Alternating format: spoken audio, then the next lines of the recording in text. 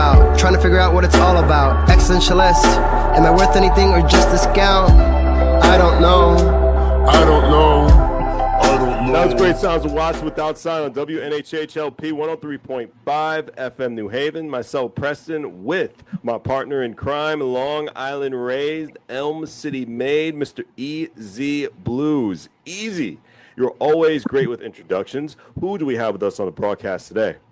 Well, so this is really interesting because we actually get to jump into the DeLorean and go back to this very particular moment in time. We were invited to this amazing art display with local talent, and there was this one piece that both drew our eye, and we thought it was absolutely incredible. Then we fast forward on the clock, and we're sitting at a booth, during this incredible con, and we look over, and we're like, this person's outfit is totally amazing in this crocheted Spider-Man, Spider everything, Spider World like outfit was just dope as heck. And we realized the art that was underneath. And for that and that alone, I want you to put your hands together. Not if you're driving. If you're driving, please keep your hands at 10 and 2. But mentally, I want you to put your hands together for the fantastic, the amazing, the phantasmagorical. Quiana Stanley is in the building. Welcome, benvenue. Hello. Thank you so much for having me. It's Absolutely. a pleasure. Quiana, do you remember the very first time you wanted to be an actress as a child? Ooh, the very first time? I don't remember the very first time, but I remember, I don't know, something about being pulled into a world where you get to play like different characters and you get to just, I don't know, just be something else, somebody else. That always like had me starstruck as a child. I was always captivated and by various like performances and performers. And it just kind of like made me kind of like lit the spark for my like creativity. And my mom like always encouraged that, and she would put me in like different acting camps and whatnot. And I was just I don't remember the first time, but I remember ever since I was a kid, like movies just like they just transformed my world. All right. The very first movie then that said I want to do this. Oh, good. Or movies. Before Movie.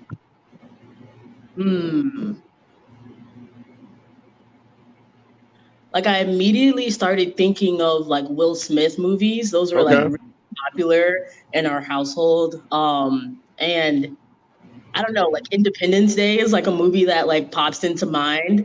Me and my like brother and me and my family, we watched that movie often. And I don't know, it was a fun, adventurous movies like that really got me. Let's see. And then of course like Pixar movies, like animated films and like Pixar and DreamWorks, The Prince of Egypt. That an iconic film. I still quote like these movies come back into my head because I still like quote them to this day. Like they just have left like an imprint on my mind. And I loved like spy movies too, and murder mysteries. Oh, nice. So, one of my favorite shows growing up was Monk. Yes. It's a classic one. Yes. It's a classic. Love that show, and I just saw like that they made a movie in like 2023 or something like that. Yeah, they made a movie. It was good. It was a little different. I'm not gonna say it wasn't a little different, but it was good. They did it because Psyched has been doing a bunch. They're like on movie 4 now, and they've been doing really well. So why not try to milk as much from the franchise as humanly possible if it's working? Especially something like Monk, where visually it's also extremely stimulating, where his outfits are all similar or in that similar color wheel because it has to be that type of aspect. So you get to really understand the perspective behind the artists themselves. And I did look at, Tony Shalhoub as an artist. So. Mm, mm. Yeah.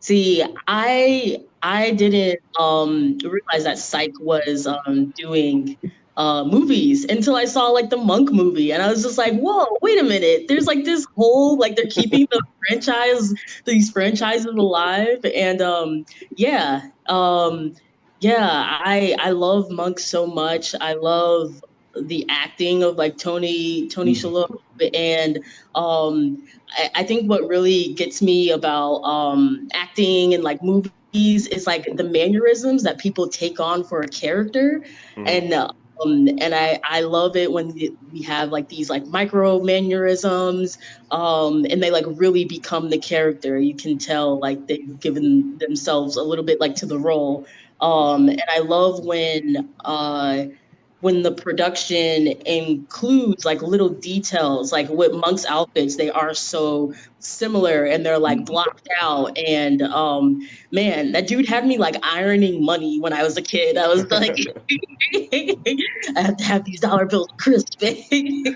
So yeah. You must have been awesome to be around those machines then, because you had the best dollars to just go into the machine itself. And it worked every time. Yes, every single time. How did your mother support and enrolling you in summer art and acting programs influence your creative journey? Yeah. My mom is a poet as well. She writes some like pretty awesome poetry. So I think it was like natural for her to want to encourage the arts and like me and my siblings.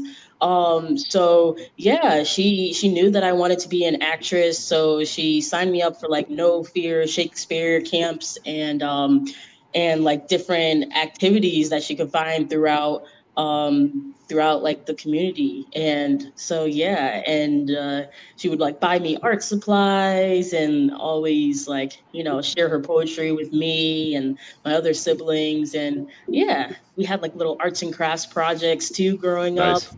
Yeah, so yeah, she definitely always sewed into our dreams. How did your fourth grade introduction to spray painting change the way you saw art? Oh man.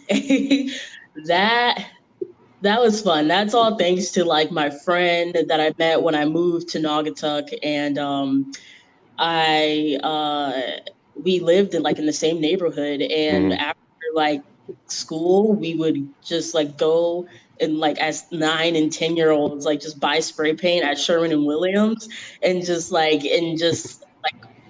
around with that. And yeah, it gave me kind of like an introduction to just like different lettering essentially, and like playing around with shapes and words, and so yeah, I really liked just like I don't know, if I had like a phrase on my mind, I would try to like design the letters in a way that was just like playful and experimentative. Um, and yeah, I can still see how that kind of like plays into my art today, where I still like use words in images, and I think my style is like kind of more mixed media at the moment, but I still find myself wanting to incorporate words into my art. What was that thrill or feeling you got when you were tagging those walls back then? Mm. Um, I like to be honest, I didn't think anything of it. I was just like, oh, we're just having fun. Like I didn't think that it was like necessarily wrong. And then I got like a little bit older and I'm just like, oh, this is illegal? Like what? Like like you can get in trouble. But like I think like I was just having fun. I was just with my friend, and I was just like, okay, this is what we're doing. This is the thing that we're doing. And um yeah, I think like there's something to like art that is sometimes hard to capture, especially like being older and like having like a specific idea that you want to execute. I think that you can get caught up in the fear of like it not coming out the way that you want it to, or at least I do, and like getting caught up in like messing it up. For at like when I was a kid in fourth grade spray painting, I was just like, oh, this is just play. I'm not like, there's like no fear associated with it at all for me.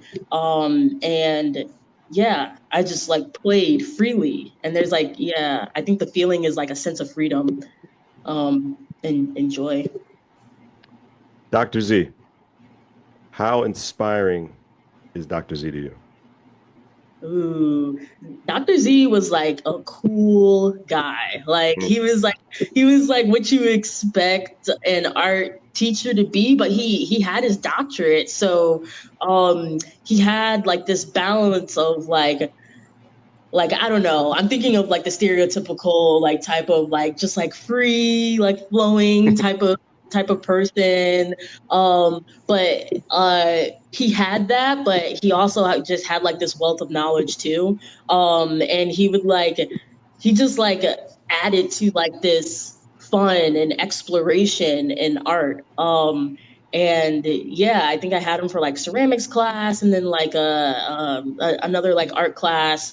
But he also introduced the class to like different like college courses, or like a career beyond beyond just like having art as a hobby, you know.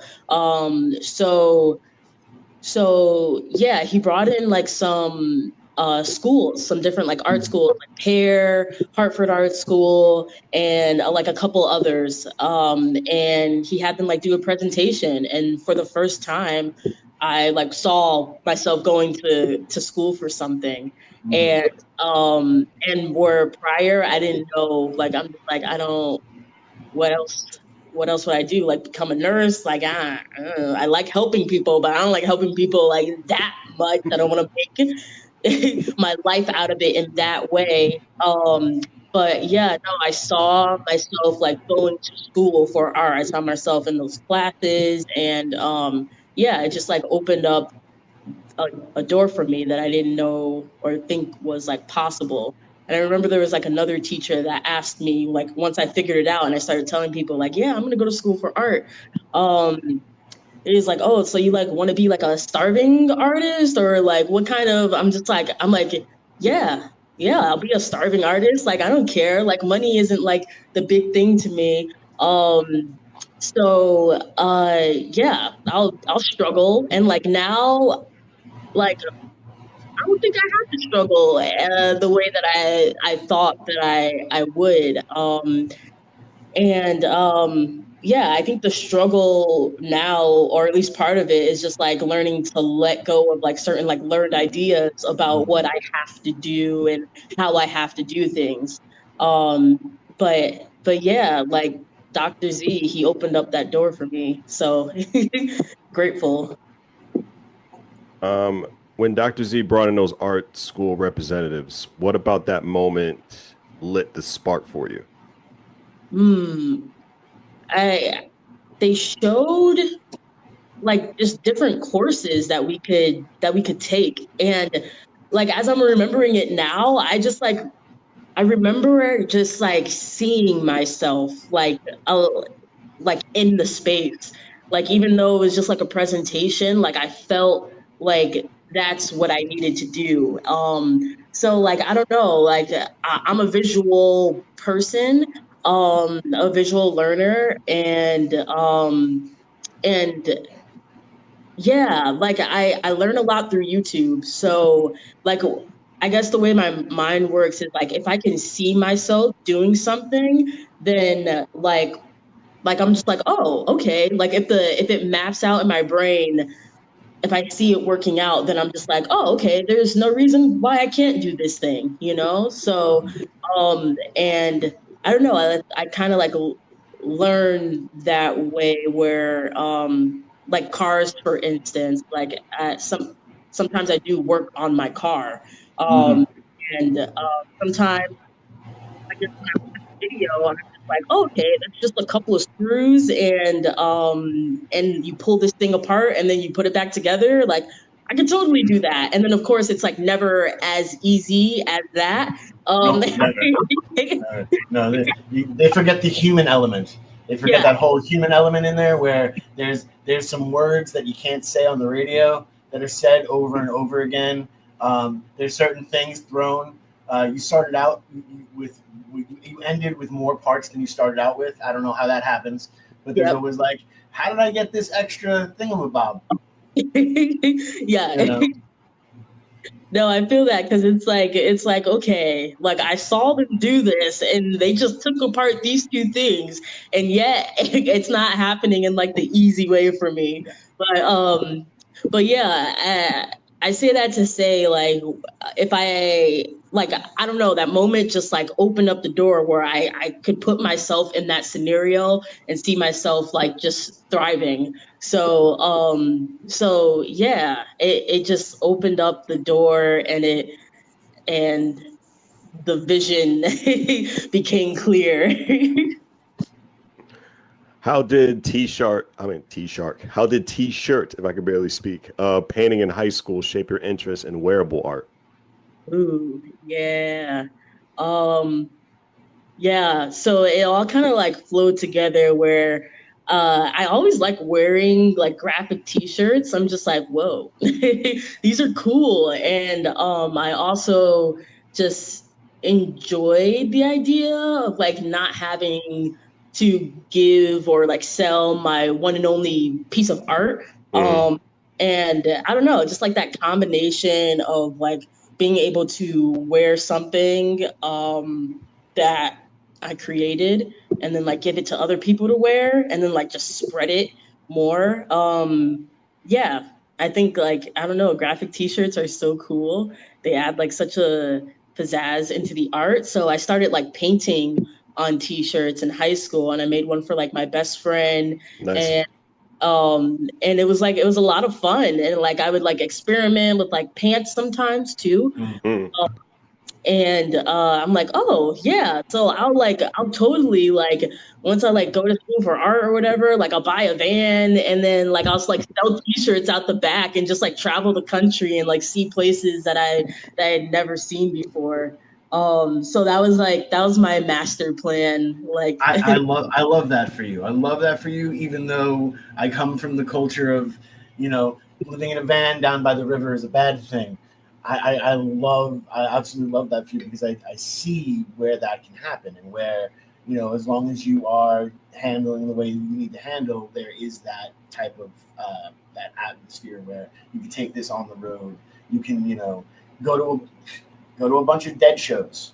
You know what I'm saying? Go to a bunch of fish shows. You know, and there are people there looking to buy art. You know, you have your audience, you know, there and engaged. It's definitely possible. It's also terrifying. How do you balance the two? hmm, yeah. Your question was how to balance it? How do you balance how terrifying it can be? Because it's, you know, you are taking the ultimate of risk. Because if you do not do well in that aspect, you do not necessarily eat that week. You know, there's truth to the starving artist aspect of starving artist, and sometimes you need to starve a little, and that's fine. But sometimes is like maybe a day, maybe a day and a half, you know, and then eat something because it's important, you know. And if you don't know where to go, you're in New Haven now. You know, come knock on the door. We're Yeah. good. um man, I how do I balance it? Um I think I've learned like a lot of like coping mechanisms. I go to therapy. I've done like trauma work, and which all is like interconnected into how like I think about myself and how I think about like because like art is so much of myself Right. into it. It just all becomes connected. So I think over the years, like I've struggled with like having this dream and then and then also like being terrified to put myself out there at the same time. And it's been like a journey to like unravel like where that terror is like based, and how to like move through it and work through it so that I could have the life that I see myself having and not be blocked by fear. I think I've always been like pushed to understand like why I do things the way I do, or why I am the way I am, and like what can I do to like push through any fear that may stop me. And I think like I've done like a lot of therapy. I've done like a lot of trauma work. I've taken like self-help seminars, and I feel like I finally have gotten to a point where I'm just saying like heck, like forget all this fear. Like I'm just gonna do it scared. Like sometimes you just have to do things afraid. And with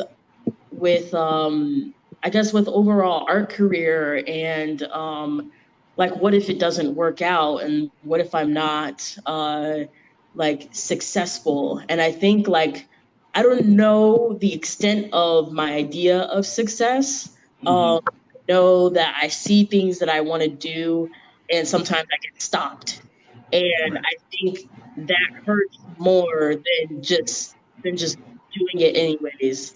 It's like when I've had an idea for so long, and yet I'm still like not executing it because of fear or like other things.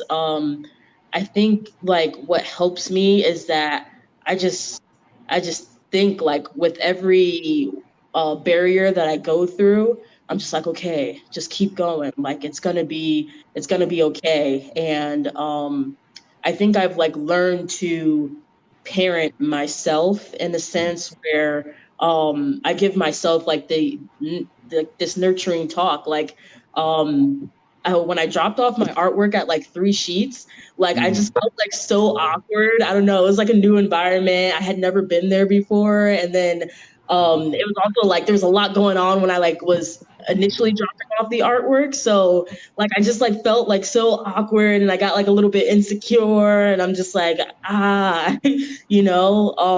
But then like in moments like that, I have to like come back and just like ground myself and center myself, and like all right, like we're okay. And I think like overall, like especially with this move to New Haven, it's been so fulfilling in so many different ways. I I just like see moments like that, and I try to hold on to them more than I've held on to like the bad moments. And yeah, just I just say like just keep going. Like you're doing so good.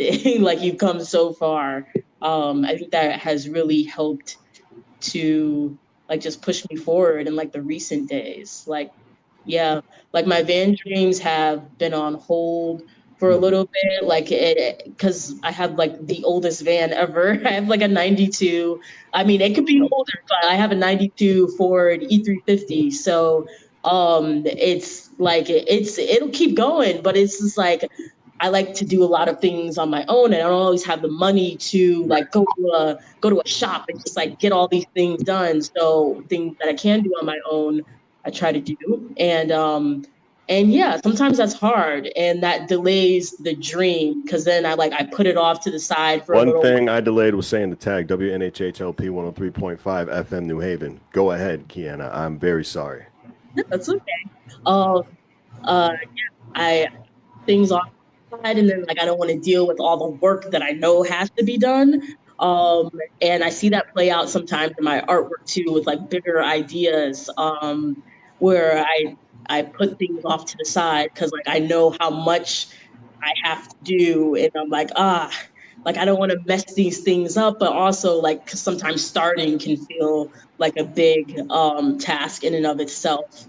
Um, so so yeah, I think I've just learned to give myself so much grace, and then also push myself when when I don't know, maybe that grace is being like taken advantage of a little bit, or like not taken advantage of, but like okay, like I put this off for a little too long. Like, what can I do to get back into like the flow of things?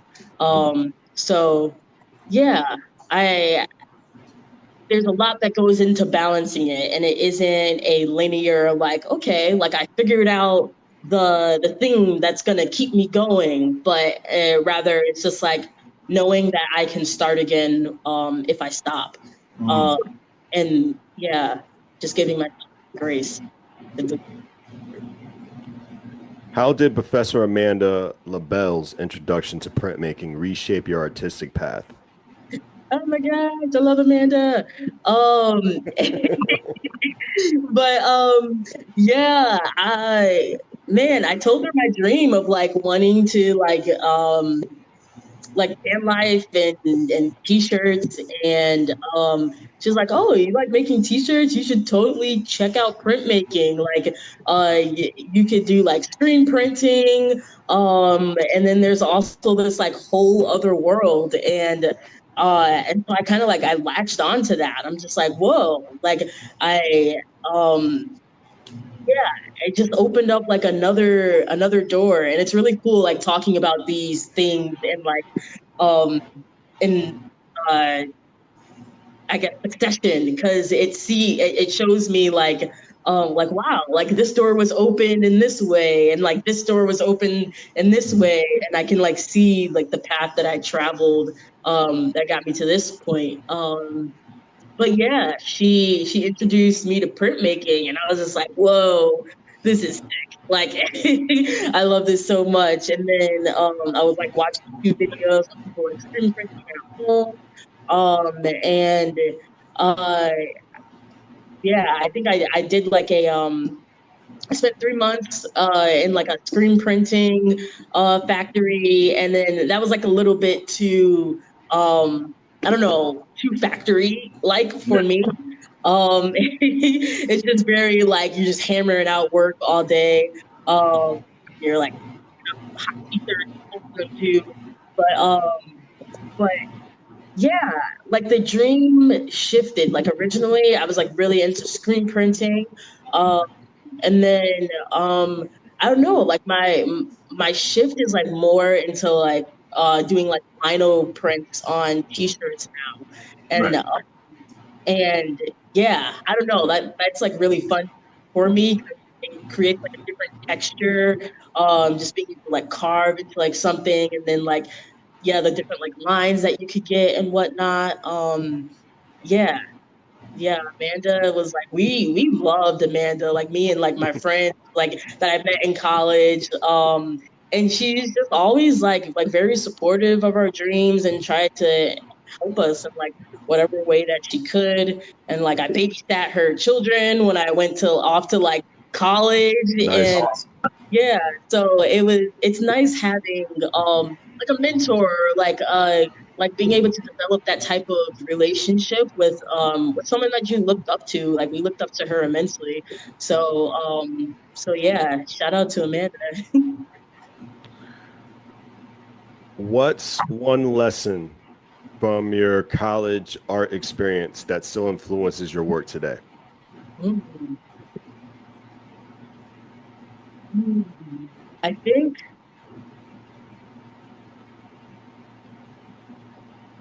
what comes to mind is there's a couple of things. So one of them is kind of like spirituality in a sense. And um, I think around like my college time, I started to um, just like learn different ways of feeling connected to like all that there is, like the universe, God, all of that. And I really enjoyed incorporating like these like self discoveries, like these epiphanies, and this like idea of spirituality and how it can like take shape for different people into my artwork. And um, I think like just doing that, and then also um, like like going back to like play. and like using like different mediums to build an image or create like a whole entire piece of artwork. I think that's something that really yeah that really like stuck with me. I was learning a lot about like different artists and different ways that they depicted their struggles or different like ways that they um, saw life and experienced life. And a couple artists that stand out to me, like he does like a lot of work with light. Um, Bill Viola, he does um, like Kiana, you're yoga. you're giving us great information. It's just your mic is going in and out. Oh, is it? Yeah, that. But you were on a roll though. You were on Yeah, a no, roll. it felt You were really smiling. The awesome. attitude was great. Yeah, The the confidence was vibe, there. We loved it. vibe check was just on point. 1,000%. They say 10 out of 10 would recommend. Yeah. I don't think your phone wants you to speak the truth. I don't know what's going on, but we'll find something. Putting enlightenment out there. The phone's like, no, it's too much, too much. It's too much. Can't tell them the truth. That would be bad. Yeah.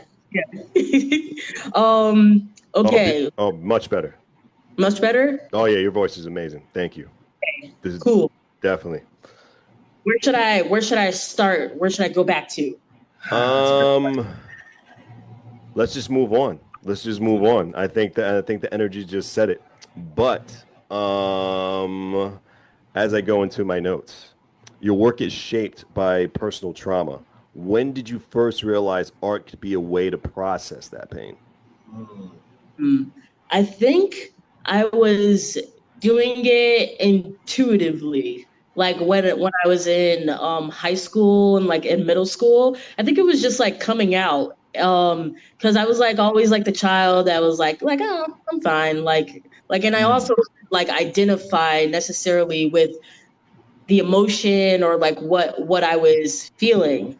And so uh yeah, I think that like it just came out like naturally and in like my drawings and in my poetry.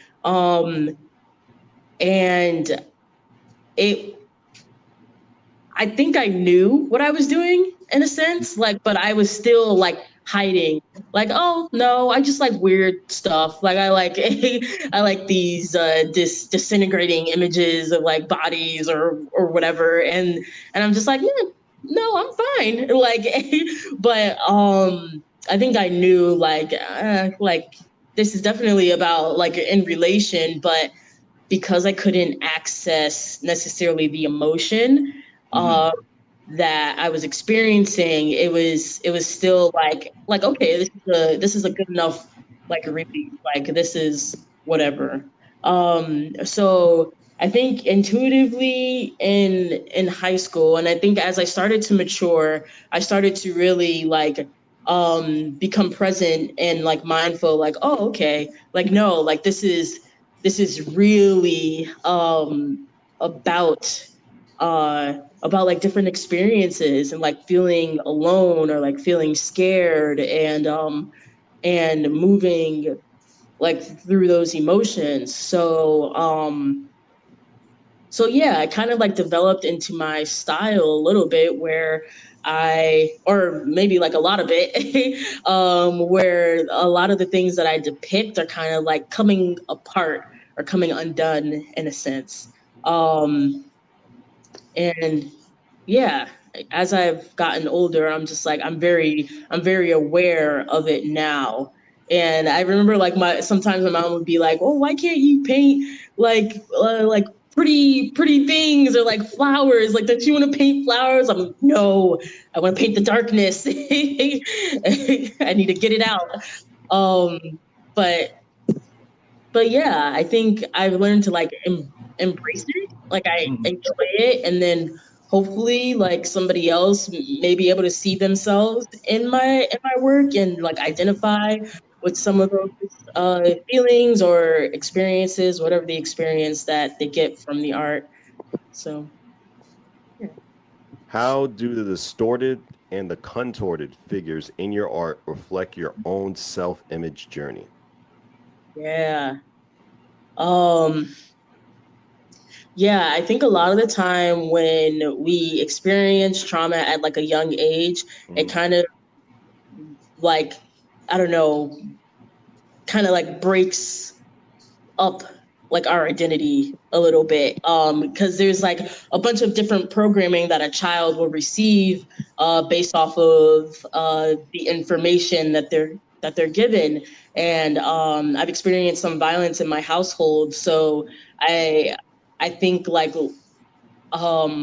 just like speaking up can be scary sometimes, because I learned that like when you speak up, you can be harmed for it. So I think like it just created like different like fractals or whatever. Like I'm thinking of like Harry Potter, Right. when like with the Horcruxes, like Mhm. Voldemort split like several pieces of his soul up, and he unintentionally split a piece of his soul into Harry, and Harry had to like face off with the darkest part of him, and it wasn't because of anything that he did. It's because of the the horrors and like the actions of somebody else. It broke off and it kind of like broke into him, and in the end he had to face off with it. And I think that yeah, we all have like a bit of that in ourselves. And I think when you're a child and you're going through that, if if you don't have like the tools in place immediately after like specific events, it could, and even if you do, like you could still like you're going to be impacted by it. So yeah, I think I had to rebuild confidence. I had to rebuild like love and undo like self-destructive patterns. And going back to like what I was saying earlier, like I have to be like a parental figure to myself sometimes, like internally, like the way I talk to like my inner child, that had to change in order for me to like here as I am today, like talking with you guys and like moving to New Haven and getting like these different art opportunities. Um, I think, yeah, like childhood trauma um, is like a big thing. And I remember my therapist saying like, oh no, it's trauma with like a capital T. Like it's not just like, you know, and like I'm not thinking of it that way, because I'm just like, okay, this thing happened, and it is what it is, and you just keep going. But yeah, the learned behaviors. Yeah. Yeah. What was the most emotionally, this is a two-parter, by the way, two-part question. What was the most emotionally difficult piece you have ever created? And has there ever been a moment when making art helped you see yourself differently? Hmm. The most emotionally difficult. I think the most emotionally difficult piece is still, it might still be like a work in progress. I'm thinking of like a couple of different pieces, but one of them that is like really confrontational for me, is still like being worked on. And um, I think that piece helped, or yeah, when I first started that piece, it helped me to kind of just like express like anger, and or just like, I don't know, like sometimes I just really just like want to throw something on a canvas. Where like printmaking, you have to like plan out meticulously sometimes like what you want to do, and sometimes I just want to get something on a canvas. So just being able to like go to that, it's a piece I started in 2020. And it's still ongoing because it is like confrontational, and it's hard to be in that space all the time, and it's a larger piece. So it just knowing like when it's done is hard too. But yeah, that piece I'm still working on. There was a piece in college that I created um, that was more spiritual. Um, and it was hard in the sense where it was like my capstone. So um, I had to do it in order to, graduate. And so I think that was like the longest time I've ever spent on a piece. And like have gotten it to start to finish. Um, at least in some sense, the ideas did have to change in order for me to like fit it within a time frame. But I was very proud of that piece because it was also like a larger piece on a piece of muslin where I had like this female figure and different like pieces of nature incorporated into it. But it was symbolic in the sense that it to me it represented like self actualization and kind of like that integration of these experiences and On like this. WNHHLP 103.5 FM New Haven, myself, Preston, and my partner in crime, Long Island Rays, Elm City May, Mr. EZ Blues. Please continue, and I apologize. But yeah, it represented just healing and facing off with trauma and pain and hurt, and just like having like the culmination of all those experiences plus the joy of life, and like the joy of like yeah um of like different experiences with like friends and like the freeing moments. Yeah, that was like down to the wire for me, like getting that piece done. Um, and then another piece that also comes into my head is a poem that I created like artwork, and I incorporated like the poem into the artwork. Um, and that piece was it was hard, but it was freeing at the same time. Um, where I think it like just naturally like flowed out of me. Like once I just started writing, it just kept going. But it's a piece that I keep coming back to because of the words that I wrote, and it was like so true to what I was feeling and like things I didn't like talk about with people, but yet it's coming out in this artwork. And like the opening lines are, I have a cracked up smile from an uppercut of emotions that devote themselves to making me go insane.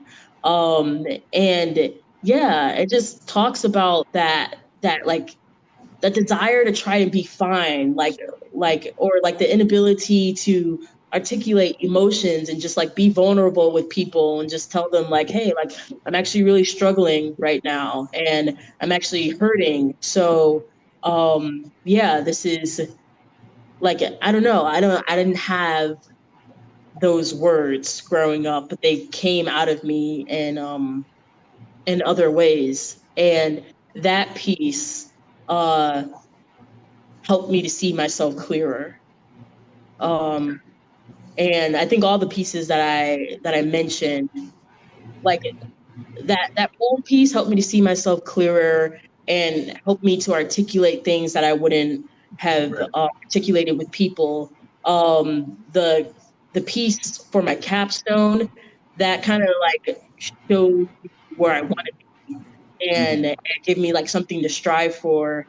And yeah, and the piece that I was first talking about that I started in 2020, that's kind of like a continuous confrontation, um, and something that I do want to revisit to see like where I'm at with it. But I've confronted the pain, like the theme of that piece, in other ways as well. So now I'm coming back to it with like more knowledge of myself and more knowledge of how like I use art to represent like different pains. So I think like I'm wondering how the method Mhm. would change for that piece. Okay. How That do you? seems like one. Go ahead, Easy. I know All right, I've word. asked enough questions. Go ahead. That seems one of the continuous themes in your artwork is that expression of how I feel, how it makes me feel, what things go forward, and it's very told. That very piece you were talking about is the piece that caught Preston and I's mind when at the art show that I can't remember the name of because I'm really bad with these things. Diasporacon, man, we had a great No, time. this goes before Diasporacon, sir. It goes before Diasporacon. Yes, we were It actually was the at Raheem yes, Nelson.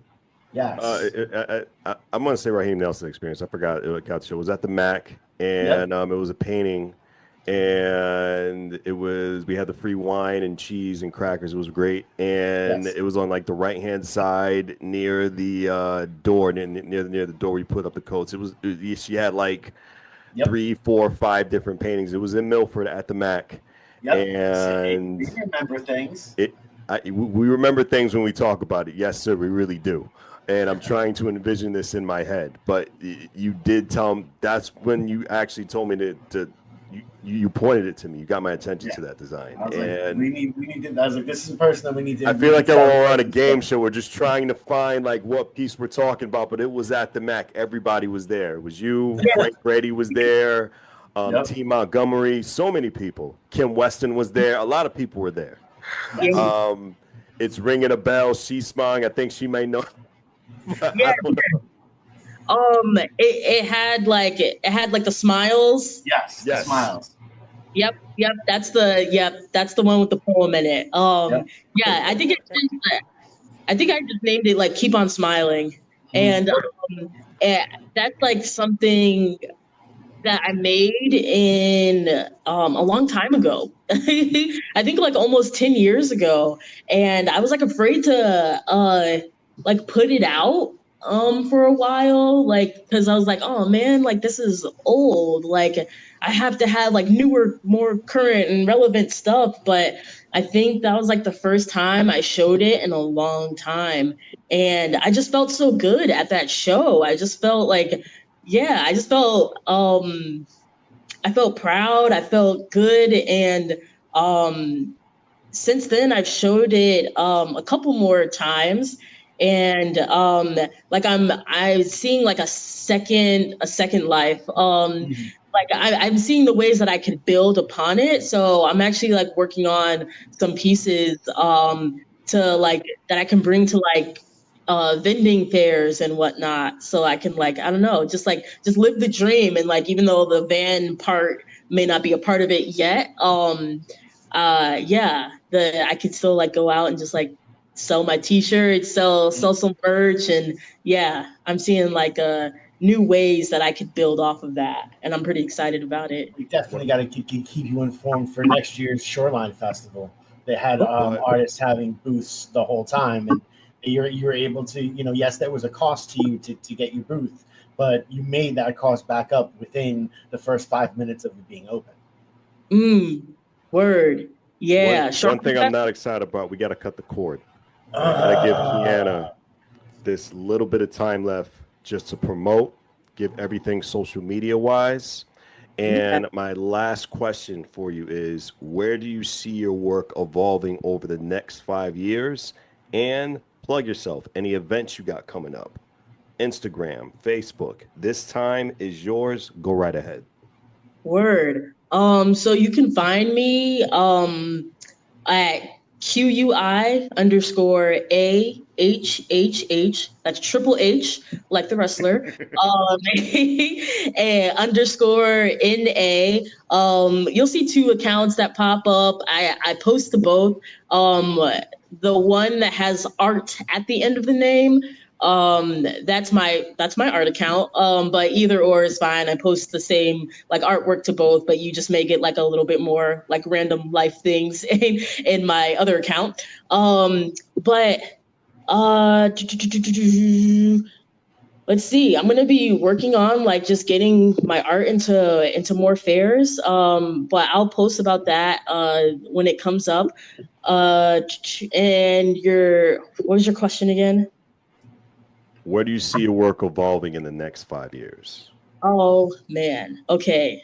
I'm like I'm just like as you ask that question, I'm seeing like just like different like TV channels just like flash uh across my eyes. So Yes, that's what he's looking for. He's looking for the telephonic experience. yes, yes. Okay, so over the next 5 years, I see myself working on an animated series. Hmm. That is something that would be like a passion project of mine.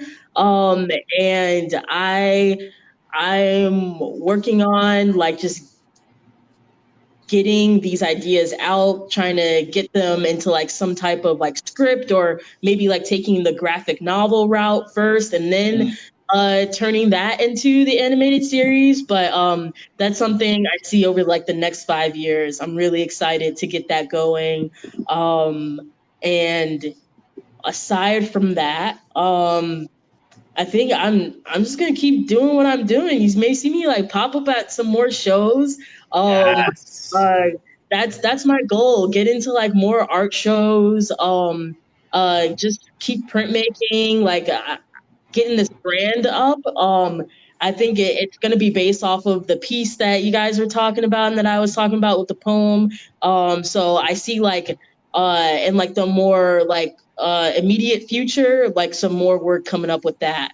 Um, and then as far as like long term goals, yeah, that animated series, I'm excited to see that come to life. Yes. Quiana, thank you very so much.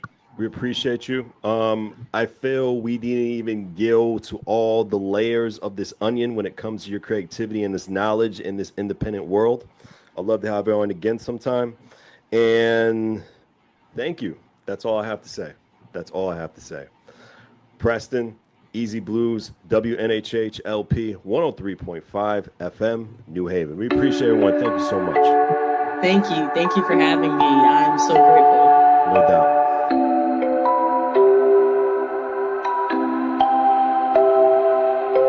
Wondering what to write about, trying to figure out what it's all about. Existentialist, am I worth anything or just a scout? I don't know. I don't know.